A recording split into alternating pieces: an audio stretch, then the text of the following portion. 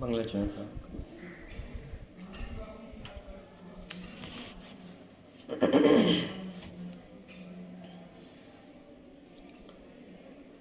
णुवरिहन्ताणं णमुसेथाणं णमुवायरियाणं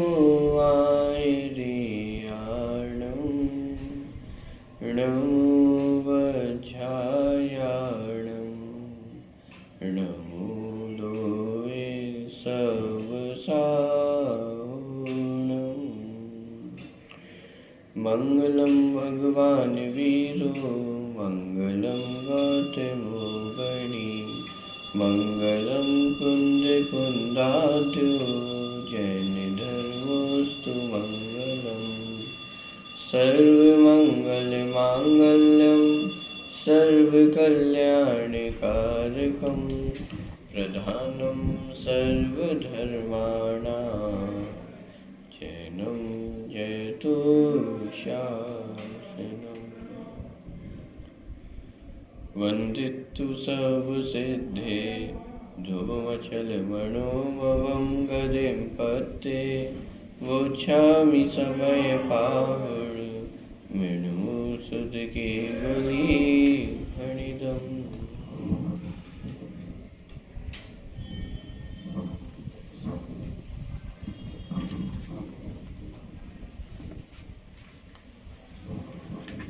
समय सार जी ग्रंथ जीवाजीव अधिकार की चर्चा कल अपन ने प्रारंभ की थी, जिसके अंतर्गत सबसे पहले अमरचंद आचार्य द्वारा रचित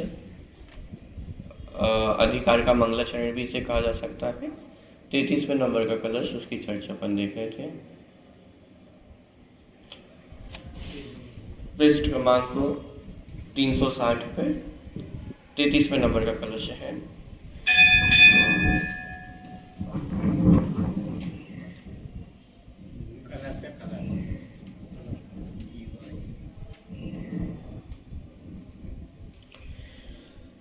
तैतीसवें नंबर के कलश में ज्ञान की चर्चा की, माने पूरे समय सार ग्रंथ का जो नायक हो वह ज्ञान है और वह ज्ञान ही जीव और अजीव में भली भांति भेद विज्ञान करता है। तो उस ज्ञान की चर्चा यहाँ पे ली गई है और ये बताया गया कि जो सभी सभासद हैं, माने जो उस नाटक को रंगमंच पे देखने वाले हैं, उसमें सम्यक दृष्टि भी है और मिथ्या दृष्टि जीव भी है। तो वह जो ज्ञान है वह सभी को सुशोभित करता है, माने आनंदित करता है, सबको आनंद देने वाला है। सम्यक ज्ञान सबको सुख देने वाला है और जो मिथ्या ज्ञान है उसे खलनायक के रूप में प्रस्तुत किया था। वह मोह है, वह अज्ञान, वह जीव का खलनायक है और उसके सामने जो ज्ञान ज्योति है वह नायक के रूप में यहाँ पर प्रस्तुत की गई है। कल अपन ने कलश का अर्थ देखा था और साथ ही साथ इसमें जो ज्ञान को धीरोदात्त नायक कहा गया है, उस नायकत्व की भी अपन ने थोड़ी सी चर्चा पढ़ी थी।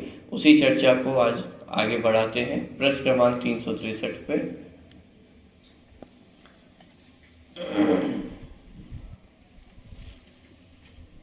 4 प्रकार के नायक अपन ने देखे थे। धीरोदात्त, धीरोद्धत, धीर ललित और धीर प्रशांत, ये 4 प्रकार के नायक हैं। इनके उदाहरण भी यहाँ पे दिए गए थे। जैसे धीरोदात्त नायक में श्री राम, युधिष्ठिर आदि, इन सबको धीरोदात्त कहा गया था। धीरोद्धत के अंतर्गत रावण आदि, इन सबको धीरोद्धत नायक के रूप में लिया। धीर ललित के रूप में वत्सराज है अथवा कृष्ण आदि है, ये सब धीर ललित नायक के रूप में। और धीर प्रशांत के रूप में महावीर भगवान अथवा बुद्ध आदि, ये सब धीर प्रशांत के रूप में लिए गए थे। इसके आगे की चर्चा अब देखते हैं। 363 नंबर का पृष्ठ, नीचे का पैराग्राफ है।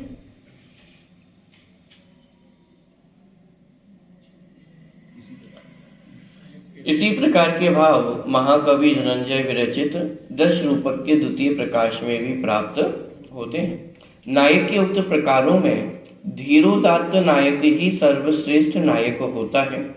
यद्यपि धीर प्रशांत भी अच्छा ही होता है, पर उसकी प्रशांतता उसे संघर्ष में प्रवृत्त नहीं होने देती। जब किसी संघर्ष में विजय प्राप्त करना हो तो वहां धीरोदात्तता ही बलवती सिद्ध होती है। ये अर्थ माने नायकत्व के रूप में प्रस्तुत किया जा रहा है, क्योंकि नाटक में तो संघर्ष चाहिए, माने कोई उसका विरोध करने वाला हो, कष्ट में हो, फिर वो संघर्ष करके उभर के सामने आए, इस प्रकार का कैरेक्टर हो तो वो नाटक अच्छा लगता है। और यदि माने कोई उतार चढ़ाव जीवन में ना दिखे,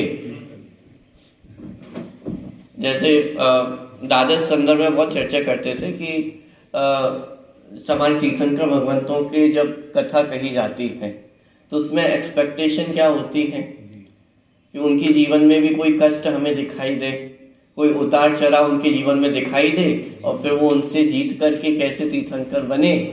तो ये जो कथा है वो हमें सुनने में ऐसी लगती है कि बहुत अच्छी कथा होगी, लेकिन थोड़ा गंभीरता से विचार करके देखें, जितने हमारे महापुरुष हैं, विशेष तौर पर जो तीर्थंकर भगवान हैं, तो वे तो माने इस जगत के सबसे पुण्यशाली जीव है ना, उनसे अधिक पुण्य तो और इस संसार में और किसी के नहीं है। तो जब उस पुण्य का उदय होगा तो उनके जीवन में कष्ट कैसे हो सकते हैं? पॉइंट पकड़ में आ रहा है भाई? जीवन में उतार चढ़ाव तो कब आएगा? जब पाप का उदय अधिक हो, पुण्य का उदय थोड़ा कम हो, तो तब जीवन में कुछ उतार आते हैं, कुछ कष्ट आते हैं, कोई विपदा आ सकती है।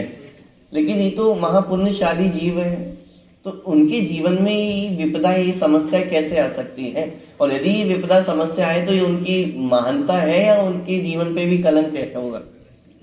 ये तो हम आम सामान्य मनुष्यों के जीवन की लीलाएं हैं, जो उतार चढ़ाव चलते हैं, समस्याएं आती हैं, विपदाएं आती हैं।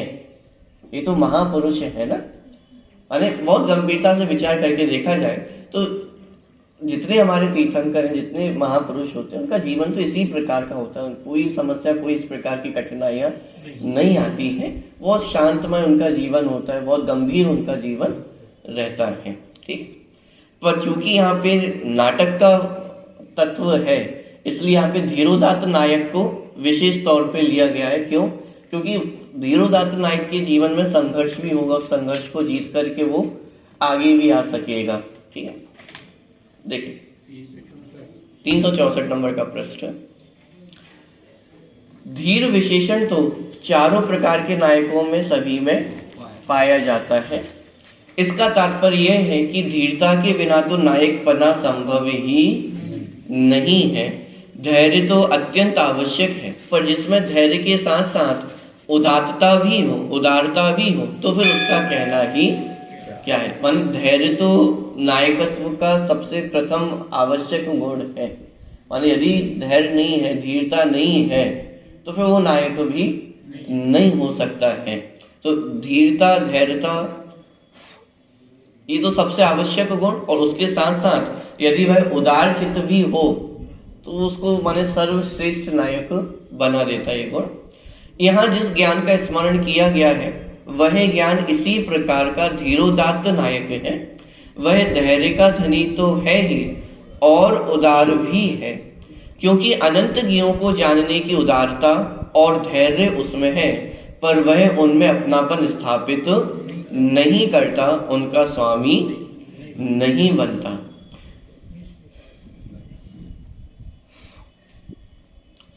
जिस प्रकार कोई राजा शत्रु के आक्रमण को धैर्य से झेले और उसे पराजित करके भी उसका राज्य उदारता पूर्वक उसे ही लौटा दे, उसे मित्र बना ले, तो वह धीरता और उदारता दोनों का ही परिचय देता है। क्या? एक तो जो शत्रु है, शत्रु राजा, उसके आक्रमण को झेला, धीरता से, धैर्यता से झेला, वीरता भी उसमें शामिल है, लेकिन वीरता के साथ साथ उसमें धैर्य होना भी आवश्यक है।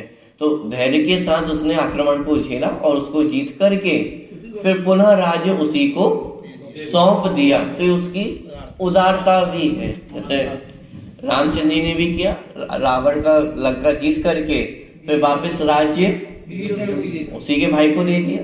तो उसी प्रकार माने धीरता के साथ शत्रु को जीता भी और फिर उदारता पूर्वक उसी को वह राज्य सौंप भी दिया। तो ये धीरता और उदारता दोनों का परिचय देता है। ऐसा नायक धीरोदात्त नायक कहलाता है। ज्ञान अनंत ज्ञों को बड़े धैर्य से देखता जानता है, पर उनमें जमता रमता नहीं है। उनका स्वामी नहीं बनता, उन्हें अपनी संपत्ति नहीं मानता, यही उसकी उदारता है। धैर्य क्या है? अनंत ज्ञों को जानता है और धैर्य पूर्वक जानता है, उतावला नहीं होता है। पॉइंट पकड़ में आ रहा है? धैर्य के साथ देखना। नायक कौन होगा कि जो अनंत ज्ञों को जानता हुआ भी धैर्यवान रहे, अधीर ना हो। अधीर व्यक्ति, उतावला व्यक्ति ज्ञों की ओर भागेगा, ज्ञों की तरफ दौड़ेगा और नहीं मिलेंगे तो दुखी होगा, महाकुलित होगा, कषायवान होगा, पीड़ित होगा, क्लेश को प्राप्त होगा। टोडरमल जी की भाषा में कहे तो यदि वो कषाय की पूर्ति नहीं होती है तो आत्मघात की कीमत पर भी वो उन ज्ञों की प्राप्ति करना चाहता है, जानना चाहता है, देखना चाहता है। तो ये अधीर व्यक्ति की स्थिति है। लेकिन जो नायक होगा, नायक कैसा होता है? उसके अंदर धैर्य होता है। अनंत ज्ञों को जानने का भी उसके अंदर धैर्य है। पॉइंट पकड़ में आ रहा है? देखिए, ज्ञान अनंत ज्ञों को बड़े धैर्य से देखता जानता है, लेकिन उसकी उदारता क्या है? उसमें जमता रमता नहीं, उसको अपनी संपत्ति नहीं मानता है, ये उसकी उदारता है। अज्ञानी जीव क्या करता है? जिस चीज को देखता है, जिस चीज को जानता है, उसको अपना बनाना चाहता है, उसको अपने अधिकृत करना चाहता है। और बहुत बार तो जो चीज अपने अधिकार में नहीं भी है उस पे भी चाहता है कि ये मेरा अधिकार हो जाए और बस चले, तो कौन करने को तैयार नहीं है? घर में 1 इंच भी यदि बढ़ाने का मौका किसी को मिल जाए तो कौन नहीं बढ़ाना चाहता है? यानी अनधिकृत अधिकार रखना चाहता है। लेकिन यहाँ पर जो नायक होता है और जो सम्यक दृष्टि ज्ञानी जीव है वो कैसे है कि अनंत ज्ञों को जानने पर भी उनमें अपनत्व नहीं करते हैं, उनको अपना नहीं मानते, वह मेरी संपत्ति नहीं है। तो देखिए, ये उसकी उनकी उदारता है। पर उनमें जमता रमता नहीं, उनका स्वामी नहीं बनता, उन्हें अपनी संपत्ति नहीं मानता, यह उसकी उदारता है। अनंत ज्ञों को जानने पर भी उसे कोई आकुलता नहीं होती, अतः वह अनाकुल भी है। ठीक है, अनंत ज्ञों को जानने पर भी उसे आकुलता नहीं होती। ये नायक की चर्चा है, अज्ञानी जीव की चर्चा नहीं है। अज्ञानी जीव तो पर पदार्थों को जान करके आकुलित ही होता है, निरंतर दुखी ही बना रहता है। अच्छा, बुरी चीजों को जान करके तो दुखी होता ही है, अच्छी चीजों को जान करके भी दुखी होता है। क्यों? क्योंकि यदि वो चीज मेरे पास ना हो, सामने व्यक्ति के पास हो, दूसरों के गुणों को देख करके भी स्वयं दुखी होता है कि ये मेरे पास क्यों नहीं है। सामने वाले की संपत्ति को देख करके स्वयं दुखी होता है। तो माने बुरे पदार्थों को देख करके तो दुखी होता ही होता है, जगत के अच्छे सुंदर पदार्थों को देख करके भी अज्ञानी जीव दुखी ही होता है। अच्छा, और कोई अच्छी वस्तु अपने पास हो तो तब तो सुखी होता होगा ना, तो मानी होकर के दुखी होता है। और कदाचित मानी ना हो तो उसकी सुरक्षा में निरंतर, उसकी सुरक्षा की चिंता में दुखी बना रहता है। माने अज्ञानी जीव तो हर प्रकार से दुखी ही है, चाहे वस्तु हो और चाहे वस्तु ना हो। लेकिन ज्ञानी जीव कैसे हैं? अनंत ज्ञों को जानने पर भी आकुलित नहीं होते, ये उनका अनाकुल स्वभाव है। और जब अनंत ज्ञों की चर्चा कर रहे हैं और जब यदि इसमें सर्वज्ञ भगवान की चर्चा ले तो उसमें तो पर्याय में भी वे सब अनंत ज्ञों को जान रहे हैं। तो उस अनंत ज्ञों में क्या कुछ नहीं आता है? तीनों लोक, तीनों काल के माने प्रत्येक पदार्थ सब कुछ उनके ज्ञान का विषय बन रहे हैं या नहीं बन रहे हैं? तो माने तीनों लोगों में जो पूर्व भव के उनके इष्ट लोग होंगे वो भी उनके ज्ञान का विषय बन रहे होंगे या नहीं बन रहे होंगे? अब वो इष्ट मित्र है, परिवारजन है, तो वो कहाँ कहाँ होंगे संसार में? अभी कोई नरक में भी होगा, कोई स्वर्ग में होगा, कोई मनुष्य में होगा, कोई त्रियंच गति में होगा, सब अलग अलग प्रकार की पीड़ाएं भोग रहे होंगे, और वो सब केवल ज्ञान का विषय बनेगा कि नहीं बनेगा? कितने कितने भव के कितने कितने प्रबंध। अरे अनंत भवों के अनंत माता पिता, सबने तो मोक्ष को प्राप्त नहीं किया हो, सब इसे संसार में रुल रहे होंगे कहीं ना कहीं, और उनको देख करके भी आकुलता को प्राप्त नहीं होते हैं। जरा से हम कहीं बाजार में निकल जाए और आंख नाक सब बंद करनी पड़ जाती है, लेकिन ऐसे तो अनंत अनंत पदार्थ केवल ज्ञान में झलक रहे हैं या नहीं झलक रहे हैं, लेकिन आकुलता को प्राप्त होते हैं क्या? कोई जरा सी यदि हम दुर्घटना सुन लें, कोई बहुत विवत सी दुर्घटना घट गई हो, तो सुनने मात्र से हमारे अंदर वो चित्त कांप जाता है, देख ले तो हालत ही खराब हो जाए। लेकिन ऐसे अनंत दृश्य, और मात्र वर्तमान की ही नहीं, भूतकाल के, वर्तमान के और भविष्य में जितने होंगे, वो सब उनके ज्ञान में प्रत्यक्ष।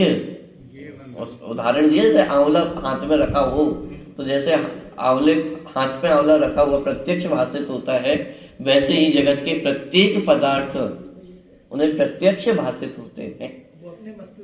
इतना होने पर भी, अनंत ज्ञों को जानने पर भी वे आकुलित नहीं होते हैं। अनंत ज्ञों को जानने पर भी उसे कोई आकुलता नहीं होती, अतः वह अनाकुल भी है। वह तो सदा ही अपने आत्मा रूपी बाग में ही रमण करता रहता है, क्योंकि उसने अपनी वीरता से, धीरता से सभी शत्रुओं को पराजित कर उन्हें भी अनुकूल बना लिया है। अतः अब उसे आकुलता का कोई कारण शेष नहीं रहा है। जो आक्रमण करने में सक्षम होता है उसे वीर कहते हैं, और जो आक्रमण झेलने में समर्थ होता है उसे धीर कहते हैं। आक्रमण करने से अधिक आवश्यकता आक्रमण झेलने की है, क्योंकि यदि आक्रमण को झेलने की क्षमता ना हो तो आक्रमण करने का अवसर ही प्राप्त ना हो सकेगा। तो पुराने जमाने में तो कोई भी योद्धा हो तो आपने देखा हो, दो चीजें उसके हाथों में जरूर होती है, एक तरफ तलवार होती है और एक तरफ ढाल होती है। तलवार उसकी वीरता का सूचक है और ढाल उसकी धीरता का सूचक है। तो युद्ध में लड़ने के लिए तलवार की आवश्यकता है कि ढाल की आवश्यकता है? दोनों की ही आवश्यकता है। यदि दोनों में से एक भी चीज नहीं होगी तो युद्ध लड़ना संभव नहीं हो पाएगा। ढाल क्यों चाहिए? अपना बचाव करने के लिए, सुरक्षा के लिए, आक्रमण को झेलने के लिए। वार तभी कर पाएंगे जब सामने वाले का जो वार है उसको झेल सके। झेलने की सामर्थ्य यदि नहीं होगी तो वार करने की सामर्थ्य भी नहीं हो पाएगी, मानो मौका ही, अवसर ही प्राप्त नहीं हो पाएगा। लोक में भी कहते हैं ना, यदि माने कोई व्यक्ति ऐसा हो कि जिसे हास्य विनोद बहुत पसंद हो, तो दूसरों का हास्य विनोद करना वो उसे बहुत अच्छा लगता है, तो उससे ये कहा जाता है कि स्वयं झेलने की सामर्थ्य है या नहीं है। दुनिया में तो तुम हास्य विनोद करते हो, दूसरों का मजाक बनाते हो, और यदि स्वयं में मजाक झेलने की स्थिति ना हो तो फिर मजाक ही मत करो। मजाक उतना ही करो जितना स्वयं झेल सको। क्यों? क्योंकि यदि स्वयं नहीं झेल सकते हो तो फिर आक्रमण भी, जो सामने वाला व्यक्ति भी खाली हाथ तो नहीं है, वो भी आक्रमण करना तो जानता है। तो झेलने की सामर्थ्य होनी चाहिए। झेलने की सामर्थ्य नहीं है, यदि धीरता नहीं है तो फिर वो वीरता भी किसी काम की नहीं है। तो जो आक्रमण करने में सक्षम होता है उसे वीर कहते हैं, और जो आक्रमण झेलने में समर्थ होता है उसे धीर कहते हैं। आक्रमण करने से अधिक आवश्यकता आक्रमण झेलने की है, क्योंकि यदि आक्रमण को झेलने की क्षमता ना हो तो आक्रमण करने का अवसर ही प्राप्त ना हो सकेगा। अतः प्रत्येक नायक वीर तो होता ही है, इसलिए अलग से वीर विशेषण किसी नायक के साथ लिए ही नहीं, क्योंकि ये तो पहले से ही मान करके चल रहे हैं कि जो भी नायक होगा उसमें वीरता तो होगी ही होगी। चारों प्रकार के नायक में अपन देखें, श्री राम युधिष्ठिर आदि है, कृष्ण आदि है, रावण आदि के हैं, अथवा महावीर बुद्ध आदि के हैं, तो सब में वीरता तो मौजूद ही है। लेकिन साथ ही साथ वे कैसे हैं? धीर भी है, धैर्यवान भी है। तो प्रत्येक नायक वीर तो होता ही है, उसका धीर होना भी अत्यंत आवश्यक है। जिसमें धीरता नहीं होगी वह अनाकुल नहीं रह सकता। वीरता और धीरता के साथ जब उदारता भी होती है तो फिर सोने में सुगंधी जैसी बात हो जाती है। इस समय सार नाटक का नायक ज्ञान धीर है, वीर है, अनाकुल है और उदार भी है, अतः सर्वश्रेष्ठ है, धीरोदात्त है। न केवल इसी अधिकार में अपितु प्रत्येक अधिकार के आरंभ में आत्मख्यातिकार अमृतचंद्र ने धीर वीर ज्ञान की महिमा गाकर ही मंगलाचरण किया है। अंतर मात्र इतना ही होगा कि यहाँ जीवाजीवाधिकार होने से जीव और अजीव में भेद बताने वाले ज्ञान को स्मरण किया गया है, तो अन्य अधिकारों में तत्संबंधी अज्ञान का नाश करने वाले ज्ञान को स्मरण किया जाएगा। ज्ञान तो वही है, मात्र विशेषणों का अंतर पड़ेगा। माने अधिकार जैसे जैसे बदलेंगे तो विषय भी बदलेगा। तो जैसे जीवाजीव अधिकार में जीव और अजीव में भेद विज्ञान किया, कर्ता कर्म अधिकार में जो जीव का कर्ता कर्म की जो मान्यता है उससे भेद विज्ञान किया जाएगा। पुण्य पाप में पुण्य पाप से भेद विज्ञान बतलाया जाएगा। आश्रम अधिकार में आश्रम से भेद विज्ञान करके बताया जाएगा। लेकिन वो भेद विज्ञान करने वाला कौन है? वो धीर वीर ज्ञान ही, जो धीरोदात्त ज्ञान है वही ज्ञान है जो हर जगह भेद ज्ञान करने का कार्य कर। क्योंकि नायक तो वही है, संघर्ष तो उसे ही करना है, भेद विज्ञान तो उसे ही करना है। तो हर जगह भेद विज्ञान करने का कार्य वो ज्ञान ही कर रहा है। ठीक है, तो इस प्रकार ये धीरोदात्त जो नायक है वह उस ज्ञान को कहा गया है। इसके अलावा बाकी के जो नायक हैं धीरोदत्त, धीर ललित और धीर प्रशांत, और उनसे सर्वश्रेष्ठ यदि कोई नायक है तो वह धीरोदात्त नायक है, क्योंकि ज्ञान में धैर्य भी है, वीरता भी है। वीरता क्या है ज्ञान की? एक प्रकार से जो अनाकुल विशेषण को स्पष्ट किया ना कि अनंत ज्ञों को जानने पर भी आकुलित नहीं होता है। अनंत ज्ञों को जीतने की सामर्थ्य है। अनंत ज्ञों को जीतना माने अब युद्ध में तो लड़ने भिड़ने जाते हैं तब जाकर के जीत होती है। अनंत ज्ञों को जीतने के लिए क्या करना है?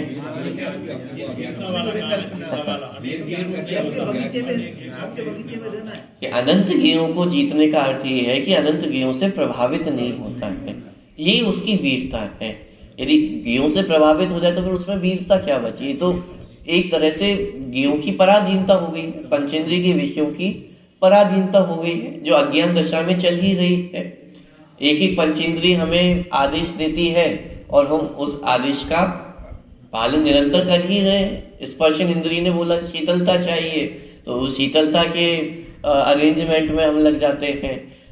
जिह्वा ने बोला कि भाई कुछ अच्छा खाने को चाहिए, कुछ मीठा चाहिए, तो उसकी व्यवस्था में लाने बैठ जाते। माने जो जो पंचेंद्रिय का आदेश होता है तो उसकी हम पराधीनता कर रहे हैं। तो ये पंचेंद्रियों को जीतना, ज्ञों को जीतने का तात्पर्य क्या?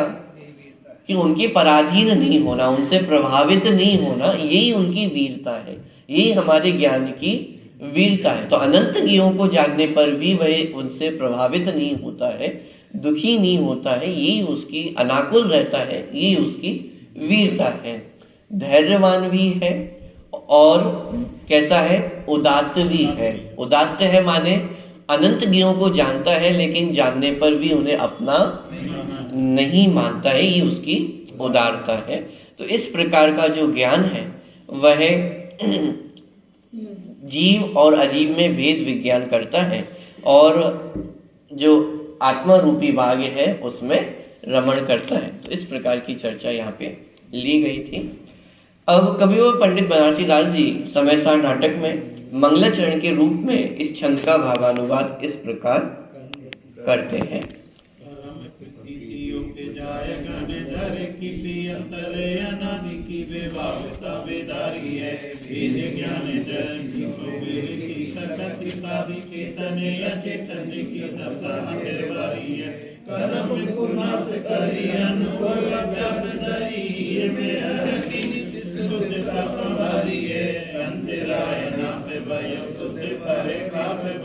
ज्ञानी को विलासिता को वंदना हमारी है।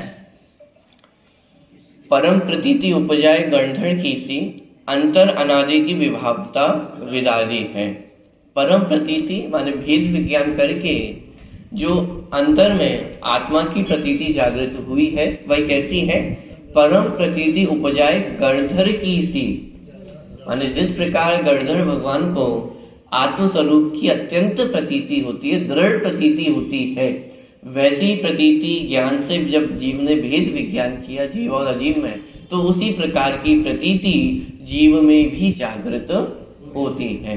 और ये बात मात्र कहने को ही नहीं है, क्योंकि जब यदि सम्यक दर्शन की बात की जाए तो छायिक सम्यक दर्शन वह चौथे गुण स्थान में भी हो सकता है, माने श्रद्धा की पूर्णता वह चौथे गुण स्थान में भी परिपूर्ण हो सकती है। तो जैसा सम्यक दर्शन, जैसी प्रतीति गणधर देव को है, वैसी ही प्रतीति वर्तमान में ज्ञानी जीवों को भी हो सकती है। तो ये मात्र कहने को ही नहीं है कि एक अलंकारिक भाषा हो, सैद्धांतिक फैक्ट भी है कि छायिक सम्यक दर्शन की प्राप्ति चौथे गुण स्थान में भी हो सकती, माने श्रद्धा की पूर्णता, वो जो दृढ़ प्रतीति है वो चौथे गुण स्थान में भी हो जाती है। तो परम प्रतीति उपजाए गणधर की सी, अंतर अनादि की विभावता विदारी है। अंतर में जो अनादि काल की विभावता पड़ी हुई थी, माने जो मोह राग द्वेष की प्रवृत्ति पड़ी हुई थी, अज्ञान पड़ा हुआ था, मिथ्यात्व पड़ा हुआ था, उसको विदीन किया है, उसको नष्ट किया है। भेद ज्ञान दृष्टि सो विवेक की सकति साधी, चेतन अचेतन की दशा निर्वादी है। कि भेद विज्ञान के बल से जो जीव और अजीव में अभी तक एकत्व बुद्धि चल रही थी, उस एकत्व का यहाँ पे निवारण किया गया है। कर्म को नाश करी अनुभव अभ्यास धरी, हिये में हर रखी निज शुद्धता संभाली है। कर्म को नाश करी, जैसे जैसे आत्म प्रतीति बढ़ती जाती है, भेद विज्ञान होता है, तो उतने उतने कर्मों का नाश भी, माने जो कर्मों की निर्जरा है वो प्रारंभ हो जाती है। तो कर्म को नाश करी अनुभव अभ्यास धरी, आत्म अनुभव का अभ्यास निरंतर बढ़ता है। हिये में हरखी निज, हिये माने हृदय में, हरखी माने हर्ष, तो हिये में हरखी निज शुद्धता संभाली है। कि जितनी शुद्धता प्रकट हुई है उसको अब वह प्राप्त करता है, उसको संभालता है। अंतराय नाश भयो शुद्ध प्रकाश भयो, यहाँ पे अंतराय कर्म की चर्चा लिखी। जो अंतराय है माने अंतराय के कारण जो रुकावट आती थी एक प्रकार से, जिसके कारण में सुख को प्राप्त नहीं हो पाता था, तो अब समस्त प्रकार के जो अंतराय है उनका अभाव हो गया है। अंतराय नाश भयो शुद्ध प्रकाश भयो, ज्ञान को विलासता को वंदना हमारी है। चूंकि जो 33वें नंबर का कलश था वो मंगलाचरण परक कलश था, तो मंगलाचरण में सामान्यतः नमस्कार किया जाता है, वंदना की जाती है। तो यहाँ पे किसकी वंदना की गई है? अपने ज्ञान स्वरूप की ही वंदना की गई, क्योंकि वह ज्ञान ही भेद विज्ञान करने वाला है। तो इसलिए यहाँ पे विज्ञान को विलासता को वंदना हमारी, उस ज्ञान के विलास को हमारी वंदना है। देखिए, जिस ज्ञान के विलास ने, उल्लास ने, परिणमन ने गणधर देव के समान उत्कृष्ट श्रद्धान उत्पन्न करके अनादिकालीन आंतरिक विभाव भाव को विदीर्ण किया है, मिथ्यात्व का नाश किया है। भेद ज्ञान की दृष्टि से विवेक की शक्ति को साधकर चेतन और अचेतन में हुई अनादिकालीन एकत्व की दशा का निवारण किया है। उन्हें भिन्न भिन्न जाना है। उसके बाद अनुभव के अभ्यास द्वारा कर्मों का नाश करके हर्षित हृदय से अपनी शुद्धता की संभाल की है, जिससे अंतराय कर्म का नाश हुआ, शुद्ध आत्मा का प्रकाश हुआ, अर्थात केवल ज्ञान हुआ, अतीन्द्रिय आनंद का विलास हुआ। ज्ञान के उस विलास को, ज्ञान के उस उल्लास को, उल्लसित परिणमन को मेरा बारंबार नमस्कार। माने जब ज्ञान अपने विलास को प्राप्त होता है, जैसे होता है ना नाटकों में भी, मूवीज में भी, प्राय माने यदि 2 घंटे की नाटक है तो उसमें 1.5 घंटा तो नाटक वो जो नायक है वो कष्ट में ही रहता है, दुखी रहता है, मुसीबतें झेल रहा होता है, और अंत के आधे घंटे में जब वो अपने उल्लास को प्राप्त होता है, जब वो अपनी शूरता वीरता को पहचानता है, तो क्या होता है, वो सब कुछ अच्छा होने लगता है, फिर सारी मुसीबतें दूर होने लगती है, सब शत्रुओं को जीत लेता है।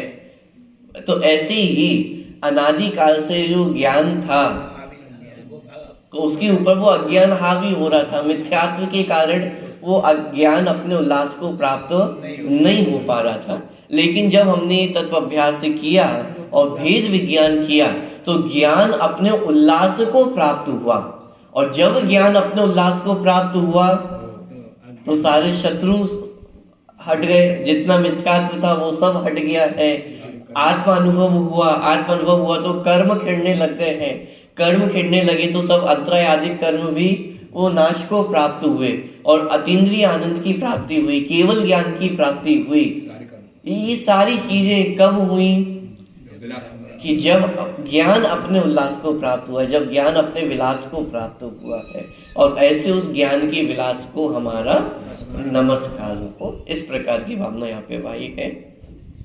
इस प्रकार ज्ञान को नमस्कार कर, स्मरण कर, अब जीव और अजीव किस प्रकार एक होकर रंग भूमि में प्रवेश करते हैं, इस बात को गाथाओं द्वारा स्पष्ट करते हैं। तात्पर्य यह है कि अज्ञानी जीव किस प्रकार आत्मा के वास्तविक स्वरूप को ना जानकर पुद्गल को ही आत्मा मान लेते हैं, यह बात 5 गाथाओं द्वारा बता रहे हैं। आगे 39 से लेकर के 43वें नंबर की गाथा, इसमें जीव कहाँ कहाँ अपनी एकत्वमत्व बुद्धि स्थापित करता है उसकी चर्चा यहाँ पे की जाएगी। उससे पहले जो फुटनोट है उसको अपन पढ़ लेते हैं। ज्ञान का कमाल। ज्ञान सर्व समाधान कारक है, उसका सर्वत्र ही अबाध प्रवेश है। वस्तु विज्ञान का ऐसा कौन सा क्षेत्र है जहाँ ज्ञान का प्रवेश ना हो। माने वर्तमान में भी अपन देखें, जो कुछ भी अपन करते हैं सब ज्ञान के लिए, तो बचपन से लेकर के बुढ़ापे तक, माने पूरे जीवन काल में ज्ञानार्जन की जो प्रक्रिया है कभी समाप्त ही नहीं होती है। बचपन से बालक माने स्कूल जाने के पहले भी जानने की जो प्रक्रिया वो प्रारंभ कर देता है, सीखना प्रारंभ कर देता है। फिर स्कूल आदि जाता है तो वहां तो जाता ही ज्ञान के उद्देश्य से है। उसके बाद भी जो ज्ञानार्जन की प्रक्रिया वो कभी समाप्त, हर क्षेत्र में ज्ञान ही तो कार्य कर रहा है, चाहे विज्ञान का क्षेत्र हो, गणित का क्षेत्र हो, कोई भी क्षेत्र हो, सब जगह कार्य कौन कर रहा है, ज्ञान ही कर रहा है। तो ज्ञान सर्व समाधान कारक है, उसका सर्वत्र ही अबाध प्रवेश है। वस्तु विज्ञान का ऐसा कौन सा क्षेत्र है जहां ज्ञान का प्रवेश ना हो। आज जगत में जो भी वैज्ञानिक चमत्कार दिखाई देते हैं वे सब ज्ञान के ही कमाल है। यदि यही ज्ञान निज भगवान आत्मा में समर्पित हो जावे, उसकी ही शोध खोज में लग जावे, तो इससे भी अधिक चमत्कृत करेगा। माने जब ये ज्ञान लौकिक क्षेत्र में लगता है तो इतने चमत्कार कर लेता है, तो यदि वह ज्ञान पारमार्थिक जगत में लगे, आत्म स्वरूप में लगे, चमत्कार कैसे नहीं होगा। केवल ज्ञान चमत्कार से कम है क्या। एक जीव और उसके एक जीव के ज्ञान में अनंत पदार्थ झलक रहे, एक समय में झलक रहे, प्रत्यक्ष झलक रहे हैं, ये किसी चमत्कार से कम थोड़ी ना है। जड़ पदार्थों में लगे इस परोन्मुखी ज्ञान ने दैनिक जीवन के लिए सुविधाएं तो भरपूर जुटा दी। क्या जितनी आज हमने सुविधाएं भी जुटाई वो सब भी किसके आधार पे ही जुटाई है, अपने ज्ञान से ही तो जुटाई है। तो जड़ पदार्थों में लगे इस परोन्मुखी ज्ञान ने दैनिक जीवन के लिए सुविधाएं तो भरपूर जुटा दी, पर वह सुख और शांति नहीं जुटा सका। यदि हमें सच्चा सुख और शांति प्राप्त करनी है तो जड़ पदार्थों की शोध खोज में संलग्न अपने इस ज्ञान को वहां से हटाकर निज भगवान आत्मा की शोध खोज में लगाना होगा। तो इस प्रकार की जो ज्ञान का चमत्कार है, ज्ञान का कमाल है कि जो ज्ञान पर द्रव्य में लग कर के इतना चमत्कार कर सकता है, तो वह ज्ञान यदि आत्मा की शोध खोज में लगे तो चमत्कार क्यों ना, अवश्य चमत्कार होगा ही होगा। चमत्कार माने अब समस्या ये है कि चमत्कार सुनते ही फिर हमारी दृष्टि पंचेंद्रिय के विषयों की ओर दौड़ती है। चमत्कार होगा माने कि जो आज तक हमें अभी प्राप्त नहीं हो रही थी वस्तुएं, वो अब हमें प्राप्त हो जाएगी। लेकिन भाई इसका नाम चमत्कार नहीं है। हाँ, अतीन्द्रिय आनंद आज तक प्राप्त नहीं हुआ, सच्चा सुख हमें प्राप्त नहीं हुआ, तो आत्मा की शोध खोज करने से वही चीज अवश्य प्राप्त हो सकती है, और वही चमत्कार वास्तव में सच्चा चमत्कार है। ठीक है, चलिए अब यहाँ पे 39 से लेकर के 43वें नंबर की गाथा जो जीवाजीव अधिकार है वो अपना प्रारंभ हो रहा है। और इसमें मुख्य रूप से जीव कहाँ कहाँ एकत्व मत विस्थापित करता है, माने अब सीधी सी बात है, अज्ञान दशा में अपने में एकत्व मत विस्थापित ना करके पर पदार्थों में एकत्व मत विस्थापित करता है। तो वे पर पदार्थ कौन कौन से हैं, किस किस प्रकार के हैं, और जीव उसमें किस प्रकार से एकत्व मत बुद्धि करता है, अज्ञान का पोषण करता है, और फिर कैसे उसमें भेद विज्ञान करना है, ये सारी बातें जीवाजीव अधिकार में आने वाली है। तो ये 39 से लेकर के 43वें नंबर की गाथा। समय तो अपना हो गया है, आज सिर्फ गाथाओं को पढ़ते हैं और एक सामान्य अर्थ देखेंगे और फिर विशेष चर्चा तो कल से प्रारंभ करेंगे। पृष्ठ क्रमांक 367 पे गाथाओं का पाठ यहाँ से करते हैं। अपाणमयानन्ता मूढ़ादुपरपवादिनों के जीवम अज्वसाणं कम्मं च तः परुवेन्ति अवरे अज्वसाणेषु दिव्यमन्दानुभागं जीवं मरणन्ति तः अवरे लोकम्मं चाविजीवोति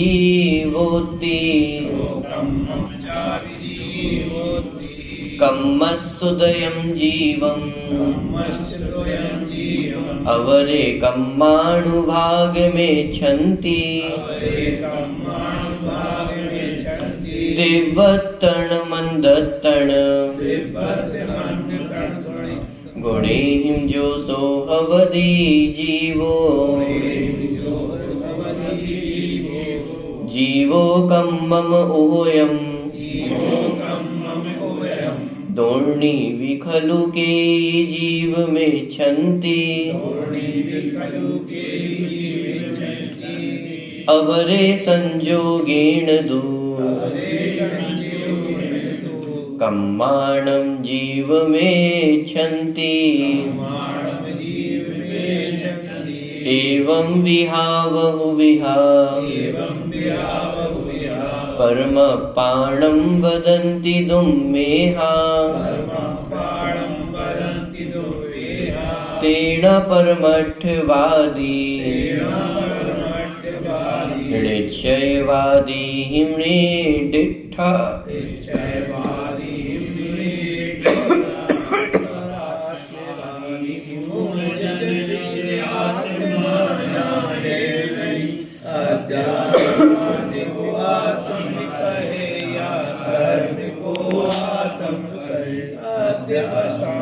गति ज्योति बिताया मान्यता वह जीव है, पर अन्य कोई है कहे नौकर में ही बस जीव मंद अथवा तीव्रतम जो कर्म का अनुभाग है वह जीव है, या कर्म का जो उदय है वह जीव है।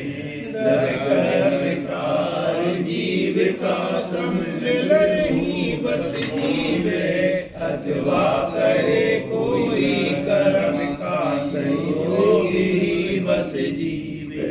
बस इस तरह दुर्बुद्धि जन पर वस्तु को आत्म कहे, परमार्थवादी वे नहीं परमार्थवादी ये कहे आत्मा तू नहीं।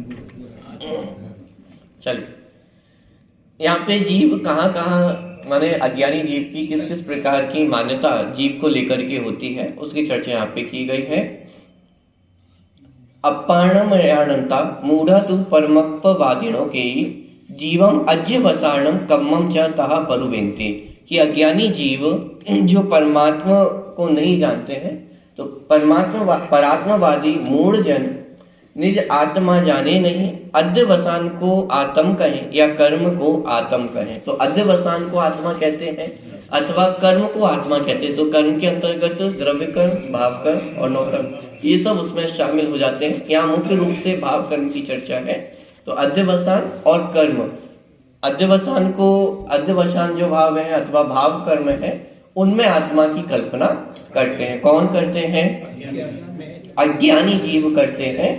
परत्ववादिनो माने जो परात्मवादी है। परात्मवादी माने पर प्लस आत्मा, की जो आत्मा की कल्पना पर में करते हैं उन्हें अज्ञानी कहा जा रहा है, परात्मवादी कहा जा रहा है। हाँ, तो स्वयं को ना जानते हुए जो अपनी कल्पना पर द्रव्य में करते हैं, पर भावों में करते हैं, वे सब परात्मवादी हैं। अब वो पर की लिस्ट यहाँ पे एक प्रकार से तैयार की गई है। तो सबसे पहले अध्यवसान भाव और कर्म ये सब पर हैं, लेकिन अज्ञानी जीव अध्यवसान में जीव की कल्पना करता है, कर्म में जीव की कल्पना करता है, उन्हें आत्मा मानता है। और अवरे माने जैसे हिंदी का शब्द होता है अपर, तो ऐसे ही जो और दूसरे जीव हैं, माने अलग अलग जीवों की मान्यता है। कोई जीव अध्यवसान को जीव मानता है, कोई शरीर को जीव मानता है, कोई कर्म में जीव की कल्पना करता है। तो अलग अलग प्रकार की मान्यता है। तो अवरे माने अन्य जीव क्या मानते हैं?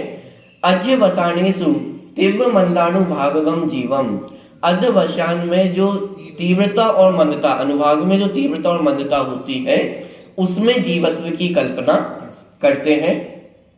मर्णंती ता अवरे नो कम्मम चावी जीवोति, अवरे अन्य जीव नो कम्मम चावी जीवोति, नो कर्म में जीव की कल्पना करते हैं। नो कर्म माने शरीर और शरीर से संबंधित जितने पदार्थ हैं, तो शरीर को जीव मानना अथवा इनसे संबंधित पदार्थों को अपना मानना, ये सब उसमें जीवत्व की कल्पना। तो नो कर्म में जीव की कल्पना करते हैं। और अन्य लोग कैसे हैं? कम्मस्सुदयम जीवम, कर्म के उदय में जीव की कल्पना करते हैं। कम्मस्सुदयम जीवम अवरे कम्माणु भाग मिच्छन्ति, और अन्य जीव कर्म के उदय माने भाग में अनुभाग शक्ति जो होती है, कर्म के उदय की जो तीव्रता मंदता होती है उसमें जीवत्व की कल्पना करते हैं। तीव्रतर मंदतर गुणेहीन जो सो हवदी जीवो, तो कर्म के अनुभाग में जो तीव्रता और मंदता होती है उसमें जीव की कल्पना करते, माने यही जीव है। अबे थोड़ा सा पढ़ने में अजीब सा लग रहा होगा कि शरीर में जीवत्व की कल्पना की जाए, ये तो बात समझ में आती है, लेकिन कर्म के उदय में तीव्रता मंदता में जीवत्व की कल्पना करना ये कैसे संभव है? ये सारी चर्चा अपन करेंगे। लेकिन एक सामान्यता आप इसको इस प्रकार से समझ सकते हैं कि जब जीव संसार दशा में होता है तो कर्म के नाना प्रकार के उदय जीव के आते हैं। जैसे क्रोध है, तो क्रोध का तीव्र उदय भी आएगा, तीव्र मंद उदय भी आएगा। तो उस तीव्र उदय में, क्रोध का जो तीव्र उदय आया उसमें अपने जीवत्व की कल्पना करता है कि मैं कौन हूँ? क्रोधी हूँ। अब वो तीव्र क्रोधी है, मंद क्रोधी है, वो एक अलग चैप्टर हो गया। लेकिन एक तो सबसे पहले वो भाव कर्म में एकत्व की स्थापना की कि मैं कैसा हूँ? क्रोधी हूँ। जैसा अपन भी कहते हैं ना, उसका स्वभाव कैसा है? क्रोधी है, बहुत तीव्र क्रोधी है। तो ये तीव्रता और मंदता की जो बात आई, अनुवाक शक्ति की, तो इस प्रकार से जीवत्व की कल्पना की जाती है और विशेष चर्चा अपन आगे करेंगे। जीवो कम्मम उदयम दोर्णी भी खलु की जीव मिच्छन्ति, और जो अन्य जीव हैं वो किसमें एकत्व की स्थापना करते हैं? कर्म के उदय में। ठीक है, तो कर्म के उदय में जीवत्व की स्थापना करते हैं। अवरे संयोगेण दु कम्माणम जीव मिच्छन्ति, और अन्य जो जीव है वह संयोगे माने संयोग में, किसके संयोग में? जीव और कर्म के। नौ कर्म की चर्चा तो ऊपर ही ले ली, तो शरीर उसमें शामिल हो गया है, तो उसके संयोग को जीव मानना, ये तो ऊपर नौ कर्म में ले लिया, और कर्म के संयोग को जीव मानना, तो ये अवरे संयोगेण दु कम्माणम जीव मिच्छन्ति, इसमें जीवत्व की कल्पना ये जीव करता है। एवं विहा बहु विहा, इस प्रकार से बहु विहा, बहुत प्रकार से, माने यहाँ तो कुछ उदाहरण प्रस्तुत किए हैं।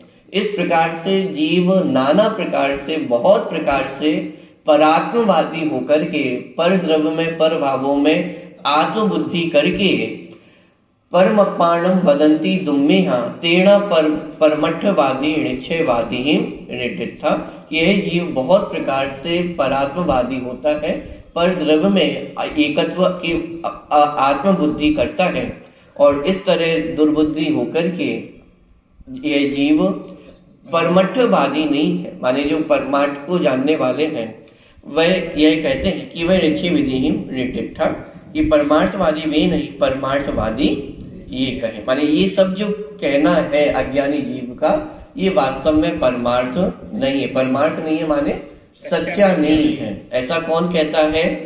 परमार्थ को जानने वाले ऐसा कहते हैं कि ये जो बातें हैं ये परमार्थ नहीं है। जैसे सभा में दो प्रकार के जीव बैठे थे ना, मिथ्या दृष्टि और सम्यक दृष्टि। तो मिथ्या दृष्टि तो माने उसे तो सब एक में एक होता हुआ दिखाई दे रहा था। जब जीव और अजीव दोनों एक रूप धारण करके आए तो मिथ्या दृष्टि को तो ये सब एक एक ही दिखाई दे रहे थे, एक में एक दिखाई दे रहा था, तो वो परमार्थ की ज्ञाता नहीं थे। लेकिन बगल में सम्यक दृष्टि जीव भी बैठा हुआ है, तो वो सम्यक दृष्टि जीव बता रहे हैं कि भाई ये जो तुम कह रहे हो अथवा जो देख रहे हो वह परमार्थ नहीं है, परमार्थ तो इससे कुछ अलग है। तो ये सारी चर्चा अपन करेंगे।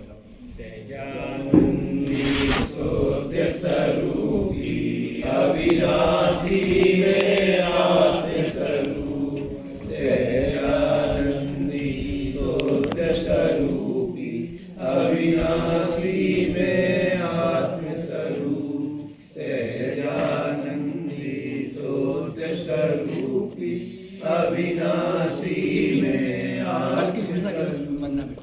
नवकार दिवस आप ही नवकार दिवस रखा गया है अंतर्राष्ट्रीय स्तर पर। तो कल हम प्रवचन के अंत में प्रवचन के 9:09 तक प्रवचन करते हैं।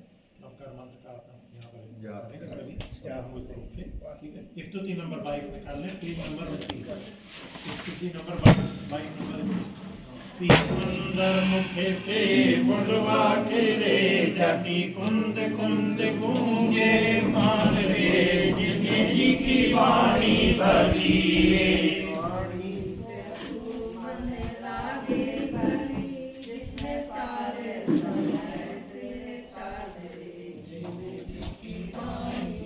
गूंथा बाहुले हर गूंथा पंचासी, गूंथा जो प्रवचन सारे, जिनकी की वाणी भली रे।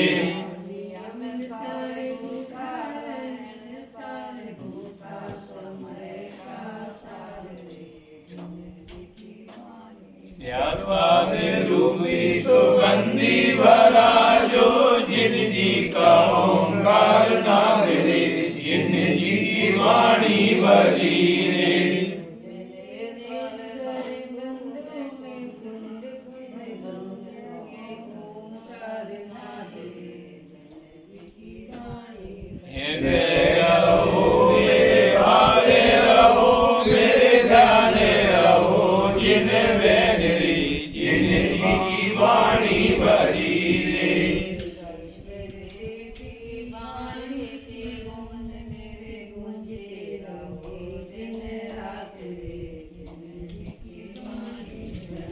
मंदर मुख से फुलवा के रे, जकी कुंद कुंद गूंजे माल रे, जिन्हें जी की वाणी भली रे। या वाणी के ज्ञान से सूझे लोकारू, सो वाणी वस्तपन सदा। वाणी माता की जय, राम की जय, की जय।